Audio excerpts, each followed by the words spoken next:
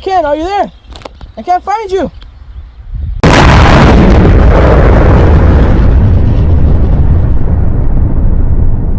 So, Ken blew up. Tragic. He died with a specific take on his culture that was exclusive to him. Me, James Enwoye, survived this war, and I will continue growing alongside to my culture and not find it repulsive. See, we tend to view culture as a single story, a template that needs to be strictly followed. A lot of this happens in real life when we look at different groups. The stereotype becomes the default way we expect people to act. The truth is, however, these stereotypes are just one small part of a much bigger picture. They're like a single story and a library of experiences. While every person brings something different to their culture, there wasn't a correct way to be part of it. Culture isn't just one version, but it's many versions put into one culture.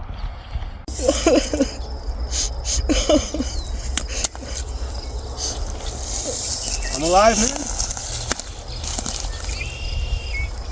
Culture is not a specific set of rules you follow, but rather something you grow up with. Ken, upon coming back to his home, finds it weird and alien-like because it's not what he grew up with. On page 68 of Adichie's short story, Ghost, it talks about how Ken feels too old and out of place now, and he doesn't find any of the changes there pleasant. James, on the other hand, has been living there constantly and has grown up with these new changes, overall making a new set of culture from the same exact background. We now have these two opposing ideas that grow into their own subcultures. This ties into real life where my Mexican family is different from his. Our families have different ideals than the next one, but we are still Mexican. Adichie's TED Talk talks about how her own editor thought that her character was not black enough.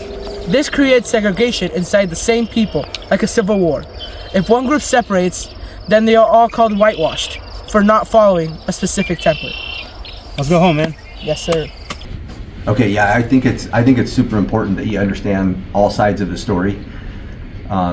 There's something in psychology, it's called situational and dispositional. So if somebody pulls out in front of you driving and it's situational, you'll immediately say, oh, they must be having a bad day. If it's dispositional, you assign a characteristic to a person and you say, they're doing it because they're an a-hole. Right? And then I'm going to flip them off. I'm not going to be understanding. We tend to have the situational belief towards people like us, like white people, right? They get the acceptance, they get the situational treatment, where the dispositional is, if it's a minority, our first thought is, oh, they're just bad people. And I think that's absolutely wrong, and I think our media helps portray that, and it's terrible. Your specific example, my kids are halfers, and so I see that they fit kind of in between the white community and the Hispanic community. They're half white, half Hispanic. I wish we would judge people situationally and realize that there's things that it's not as simple as just everybody's an a-hole. When all is said and done, we have to learn how to be inclusive and empathetic towards each other and ourselves. Patrick McGuire uses situational and dispositional beliefs to show acceptance and rejection. When you use situational awareness, you understand this new form of the same culture that you've been a part of. Whereas dispositional, you end up pushing this new idea away because you didn't understand it. In Ghost, Ken uses his dispositional point of view because he doesn't understand this new form of life that James has been living. In no way, he feels like he doesn't belong and it's just not for him anymore. Bro, you...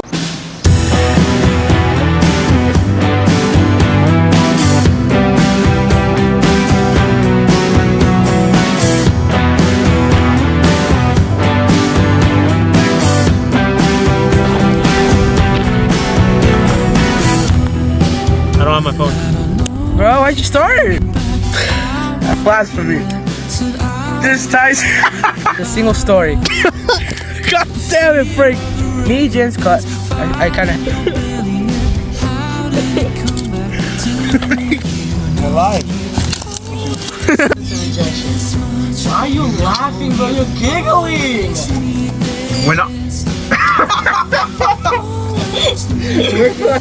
Oh, I'm on the wrong page. Take on this chance, all the parts are in place for the sun in your